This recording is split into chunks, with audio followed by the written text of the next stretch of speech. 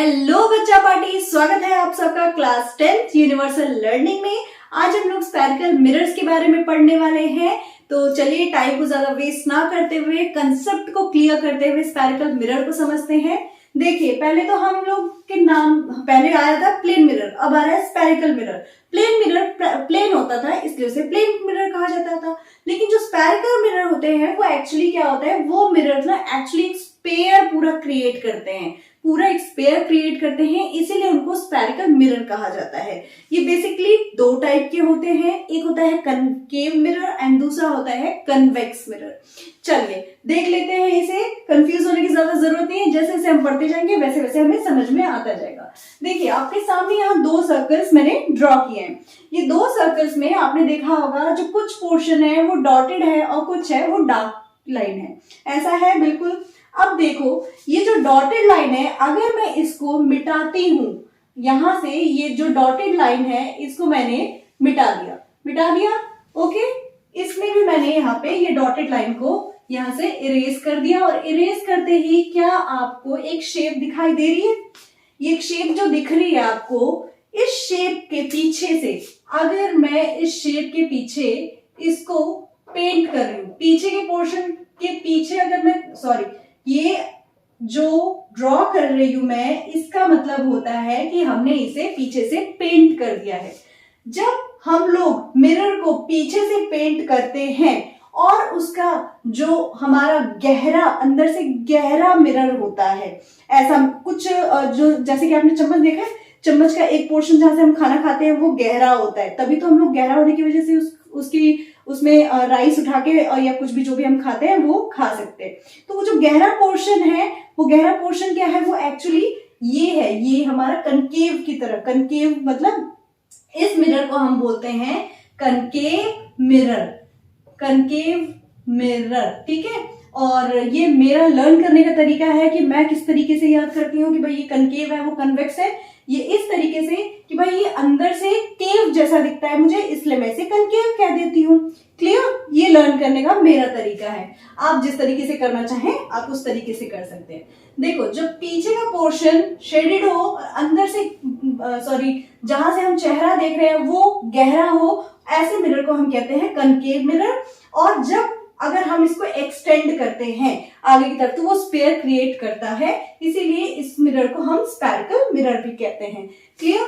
Similarly यहाँ पे आपने देखा होगा कि ये जो उठा हुआ पोर्शन है अब वो बाहर है, और ये जो गहरा पोर्शन है वो क्या हो गया, पेंटेड हो गया। अब इसका भी एग्जाम्पल क्या है, इसका भी बेस्ट एग्जाम्पल हमारा स्पून है। स्पून आपने देखा है ना, स्पून का जो पीछे वाला पोर्शन है वो उठा हुआ रहता है ना। और तो ये उठा हुआ पोर्शन यानी स्पून के जो पीछे का पोर्शन है वो कौन सा मिरर हो गया, हमारा कन्वेक्स मिरर हो गया। ये है हमारा कन्वेक्स मिरर। क्लियर? इसे हम कहेंगे कन्वेक्स मिरर, ठीक है। ये हो गया। तो वही मिरर्स के नाम, दो तरह के मिरर होते हैं। अब इसका सेंटर होगा, दोनों का सेंटर है, दोनों मिरर्स के मैं साथ साथ समझाती जाती हूँ, आपको इजी भी होगा समझने में। देखिए जो सेंटर है, हम नॉर्मली स्फीयर के जो सेंटर होता है, सर्कल का जो सेंटर होता है उसे क्या कहते हैं, सेंटर ही कहते हैं। लेकिन यहाँ पे जो सेंटर है इसको मैं कैपिटल सी से डोनेट करती हूँ, इसे हम कहते हैं सेंटर ऑफ कर्वेचर। इसे क्या कहा जाता है, सेंटर ऑफ कर्वेचर। क्लियर? अब आप नोटिस करेंगे जो कनकेव मिरर है जहां से हम चेहरा देख रहे हैं, ये सेंटर ऑफ मिरर इस मिरर के सामने पड़ रहा है, जबकि आप कन्वेक्स मिरर में देख रहे होंगे कि मिरर का सामने वाला पोर्शन तो ये है, लेकिन सेंटर ऑफ कर्वेचर कहां पड़ रहा है, पीछे की साइड पड़ रहा है। कनकेव में आगे की साइड पड़ रहा है और कन्वेक्स में पीछे की साइड पड़ रहा है सेंटर ऑफ कर्वेचर हमारा, not centre of mirror, sorry. Okay, centre of curvature बन गया। अब क्या करेंगे, यहां पे एग्जैक्टली एकदम मिड में एक पॉइंट है, उसे कहते हैं P, capital P, exactly centre में कैपिटल P का मतलब हो गया पोल। P का मतलब पोल क्यों कहते हैं, क्योंकि यहां से एक स्ट्रेट लाइन जाती है, सेंटर ऑफ कर्वेचर से एक स्ट्रेट लाइन जाती है, सेंटर ऑफ कर्वेचर से एक स्ट्रेट लाइन जाती है। देखो सेंटर ऑफ कर्वेचर से एक स्ट्रेट लाइन जा रही है लेंस के ऊपर, ठीक है। और जिस पॉइंट पे लेंस से ये मिल रही है उस पॉइंट को हम बोलते हैं पोल। क्लियर? सेंटर ऑफ कर्वेचर से जब एक लाइन जाती है और जो जब वो उस मिरर पे जिस पॉइंट पे मिल रही है उस पॉइंट को हम बोलते हैं पोल। अब ये जो लाइन गई है इस लाइन को क्या कहते हैं? इस लाइन को कहा जाता है प्रिंसिपल एक्सिस। स्पेलिंग क्या होती है? जो हमारे स्कूल में प्रिंसिपल सर और मैम होते हैं वही स्पेलिंग होती है। प्रिंसिपल वो सिद्धांतों वाला प्रिंसिपल नहीं है यहाँ पे। क्लियर? यहाँ पे इस एक्सिस का नाम होता है प्रिंसिपल एक्सिस। क्लियर? ज्यादा परेशान होने वाली बात नहीं, बहुत इजी है, बस ध्यान से सुनते जाओ। अब देखो सर्कल में क्या होता है? रेडियस होता है, उसकी लेंथ को हम रेडियस बोलते हैं। यहाँ पे भी क्या है? जो सेंटर ऑफ कर्वेचर से लेके पोल तक का, सेंटर ऑफ कर्वेचर से लेके पोल तक का जो ये लेंथ होता है उसको हम बोलते हैं कैपिटल आर। क्या कहते हैं? Capital R. और इसको कहा जाता है रेडियस ऑफ कर्वेचर। क्या कहा जाता है? Radius of curvature. इसकी लेंथ को कहा जाता है। मान लो यहां से यहां तक का जो डिस्टेंस है वो 2 सेंटीमीटर का है, तो रेडियस ऑफ कर्वेचर कितना है इसका? 2 सेंटीमीटर है। क्लियर? अच्छा चलिए, ये हो गया। अब सेंटर ऑफ कर्वेचर और पोल के एकदम मिड में एक पॉइंट होता है जिसे हम लोग कहते हैं प्रिंसिपल फोकस, जिसे हम कहते हैं प्रिंसिपल फोकस, और ये डोनेट करते हैं कैपिटल एफ से। यानी कि अगर मान लीजिए हमारा जो रेडियस है यानी सेंटर ऑफ कर्वेचर से पोल तक का जो डिस्टेंस है अगर वो 2 सेंटीमीटर का है तो ये हमारा कैपिटल एफ कहां पर बनेगा? वो हमारा बनेगा एग्जैक्टली 1 सेंटीमीटर पे। ठीक है, एकदम मिड में। क्लियर? यहाँ पे भी एग्जैक्टली होगा मिड में। क्लियर? समझ गए भाई? ये मिरर के सब कुछ देखो, आप मिरर के आगे बन रहा है, यहाँ पे मिरर के पीछे बनता जा रहा है सब कुछ। ये डिफरेंस आपको देखते चलो आप लोग। ठीक है? अब जो ये फोकल, जो हमारा प्रिंसिपल फोकस है और जो हमारा पोल है, इसके बीच के डिस्टेंस को हम लोग कहते हैं फोकल लेंथ, जिसे हम स्मॉल एफ से डोनेट करते हैं, जिसे हम स्मॉल एफ से डोनेट करते हैं। क्लियर? जो हमारा पोल है और पोल से लेके प्रिंसिपल फोकल तक का जो लेंथ है उसे हम लोग क्या कहते हैं? फोकल लेंथ, और इसे स्मॉल एफ से डोनेट किया जाता है। अब देखो यहाँ पे आप नोटिस करोगे, यहाँ पे कुछ पोर्शन मैंने डिलीट कर दिया था, यानी जो मेरा मिरर बना था, ये जो मेरा मिरर बना है वो स्फीयर का कुछ पार्ट है।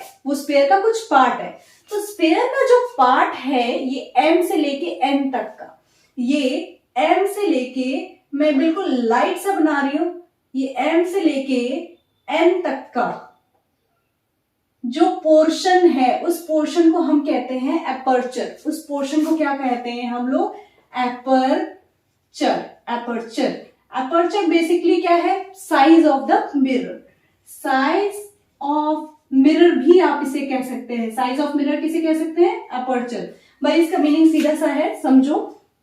जितनी इंसिडेंट रे आके ग्लासेस पे, सॉरी, जो हमारा मिरर है उस मिरर के ऊपर जितनी गिर रही है, मतलब अगर कोई रे आती है वो यहां गिरेगी, इससे आगे तो गिर नहीं जाएगी, कहां गिरेगी? इस पे गिरेगी, फिर इस पे, ये मिरर के हर एक पोर्शन पे गिरती जाएगी और लास्टली यहां तक गिरेगी, m से लेके n तक गिरेगी। इस पोर्शन को हम लोग बोलते हैं एपर्चर। ठीक है? तभी तो डिसाइड होगा कि भाई जो हमने ग्लासेस पहने हुए हैं वो ग्लासेस जो है उसका साइज क्या होगा। साइज पढ़ते हो ना, +6 -6 ये सब पढ़ते हो। -6 तो बहुत ज्यादा मैंने बता दिया, इतना नहीं। ओके, यहाँ पे आपने नोटिस किया मैंने रेडियस क्या बोला? सेंटर ऑफ कर्वेचर से पोल तक का डिस्टेंस है। उसी तरीके से आपने नोटिस किया ये चीज की जो रेडियस है मेरा वो क्या है? फोकल लेंथ का डबल है ना भाई? फोकल लेंथ यहाँ अगर 1 मीटर है और यहां से यहां तक का डिस्टेंस भी 1 मीटर है तो रेडियस मेरा कितना हो गया? फोकल लेंथ का डबल हो गया। ऑब्वियस सी बात है क्योंकि बीच का पॉइंट है ना। तो ये हो गया radius equals to 2f। Radius equals to 2f। इसको याद रखिए क्योंकि न्यूमेरिकल्स में काम भी आते हैं, साथ ही साथ एमसीक्यू में 1 नंबर का क्वेश्चन भी आ जाता है आपका कभी कभी। ठीक है, चलिए। ओके, जो कनकेव मिरर है, इस कनकेव मिरर को हम लोग कन्वर्जिंग मिरर भी कहते हैं। इसे हम क्या कहते हैं? कन्वर्जिंग मिरर, नाम याद रखना। और इस कन्वेक्स मिरर को हम डाइवर्जिंग मिरर भी कहते हैं। ऐसा क्यों कहते हैं? ये हम जो फॉर्मेशन करेंगे तब भी समझेंगे। चलिए मैं एक बार आपको बता भी देती हूँ कि ऐसा क्यों कहते हैं कन्वर्जिंग, इसे क्यों कन्वर्जिंग कहा जाता है, इसे डाइवर्जिंग कहा जाता है। अच्छा, आपने कभी नोटिस किया है कि जब कई बार एक्सपेरिमेंट्स आपने, हो सकता है आजकल तो यूट्यूब पे बहुत सारी वीडियोस आ रही है तो हम वहां भी देख लेते हैं, और प्रैक्टिकली भी हम लोगों ने घर में करके कई बार देखे होते हैं। हम लोग क्या करते हैं, एक लेते हैं, कोई शीशा लेते हैं और धूप में जाके एक पेपर रखते हैं, और पेपर रख के क्या करते हैं हम लोग, ये मान लो शीशा है मेरा और ये मेरा पेपर है। अब शीशे को हम लोग बार बार पास दूर, सन में एकदम सन के सामने रख के ऐसे पास दूर करते रहते हैं, और इस पेपर के ऊपर क्या होता है, एक जगह पूरा पॉइंट बनने लग जाता है, एक पॉइंट बनने लगता है, धीरे धीरे उसमें धुआं निकलता है, और धुआं निकलते निकलते उसमें आग पकड़ लेती है। वो जो धुआं निकला है आपका, जहां पे वो पहले वो स्पॉट बन रहा था, अगर किसी ने किया है तो उसको तो बहुत अच्छे से पता है, नहीं किया है तो आप करके देख सकते हो, या आप यूट्यूब पे ऐसी वीडियोस भी बहुत सारी आपको इजीली देखने को मिल जाएगी। भाई हमने तो बचपन में बहुत किए थे ये वाले। ओके, तो ये जो यहाँ पे एक स्पॉट बना है मिरर की वजह से, वो क्या हुआ है, यहाँ पे एक्चुअली क्या हुआ, एक फोकस हो गया है, वहां पे फोकस हो गया, एक पॉइंट के ऊपर फोकस हो गया, जहां पे सनलाइट की सारी रेज आके वहीं गिर रही थी। इस मिरर की वजह से सारी रेज सनलाइट के आके पेपर के ऊपर एक जगह आके गिर रही थी, और वो सारी इकट्ठी होके, और उसके बाद वो लाइट एनर्जी कन्वर्ट होके फिर वो हीट एनर्जी में कन्वर्ट होने लग गई थी। क्लियर? ओके, तो अब आपने देखा कि सारी की सारी जो लाइट एक जगह कलेक्ट हो रही थी, तो इसको हम एक जगह सारी रेज का कलेक्ट होने को हम बोलते हैं कन्वर्ज होना, कन्वर्ज होना। और अगर लाइट आ रही है और आके इधर से उधर चली जाती है तो उसे हम कहते हैं डाइवर्जिंग मिरर। देखो इमेज फॉर्मेशन करके देखते हैं। मान लो बहुत सारी इंसिडेंट रे आई, 2 ले लेते हैं हम लोग, 2 ले लेते हैं, 3 ले लेते हैं, कितनी भी ले लो। ये यहां पर इंसिडेंट रे आ गई आपकी, ठीक है, ये आके चली गई इस फोकल लेंथ से, रिफ्लेक्ट हो गई। एक और प्रिंसिपल, चलो एक और रे हम गुजार देते हैं, और ये फिर कहां से गुजर गई, ये गुजर गई हमारी फोकल लेंथ से, इस पॉइंट से गुजर गई। ठीक है, आपको और गुजारनी है रेज, आपकी मर्जी भाई, कर दो। फिर ये यहां से निकल गई, जितनी करनी चाहिए। आप देखोगे कि इस पोर्शन से ही सारी की सारी क्या हो रही है, आके मिल रही है एफ के ऊपर, जितनी भी रेज आ रही है, पैरेलल रेज आ रही है, ठीक है, इन्फिनिटी से आ रही है मान लो, तो ये सारी की सारी रेज आके इकट्ठी कहां हो रही है, इस एफ पे इकट्ठी हो रही है सामने की तरफ, इसीलिए इस मिरर को कन्वर्जिंग मिरर कहा जाता है। अब ये फॉर्मेशन थोड़ा सा हौच पौच हो गया है, जब हम फॉर्मेशन करेंगे तो मैं वहां पे आपको बहुत अच्छे से क्लियरली समझाऊंगी। जस्ट इसको कन्वर्जिंग मिरर क्यों कहा जाता है यहाँ पे हम क्लियर कर रहे हैं। लेकिन डाइवर्जिंग में क्या होता है कि ये जितनी भी रेज, भाई सामने ही लेंस है तो लेंस के सामने ही रेज आएंगी, ये गिरी और गिरने के बाद से ये क्या है, रिफ्लेक्ट करके वापस, है ना, यहां से भी ये आई और क्या हुआ, रिफ्लेक्ट करके वापस। लेकिन जब बैक साइड से आप देखोगे, इमेजिनरी करके आप देखोगे, तो ये कहां मिल रही है, इस एफ पे मिल रही है। लेकिन ये रेज अगर मैं देखूं तो ये क्या कहीं मिल रही है, वो बैक साइड जरूर मिल रही है, लेकिन यहां की साइड में ये डाइवर्ज हो जा रही है सारी, इसलिए इनको कहा जाता है डाइवर्जिंग मिरर। ठीक है, वहां ग्लास के सामने सारी मिल रही है तो कन्वर्जिंग मिरर, यहाँ पे सॉरी बार बार मैं ग्लास बोल रही हूँ, दिस इज मिरर। अगर मिरर के सामने आके मिल रही है उसे कन्वर्जिंग मिरर, और जो मिरर से रिफ्लेक्ट होके चली जा रही है उन्हें कहते हैं हम लोग डाइवर्जिंग मिरर। चलिए इनकी डेफिनेशंस एक बार देख लेते हैं हम लोग। यहाँ मैंने डेफिनेशन सारी मेंशन कर दी है, आप इसका स्क्रीनशॉट ले लीजिए और अपने नोट्स में इसको लिख लीजिए। चलिए हम लोग इसके बाद करेंगे अपने कनकेव मिरर के पास चलेंगे और हम जानेंगे कि कैसे उसमें फॉर्मेशंस होती हैं।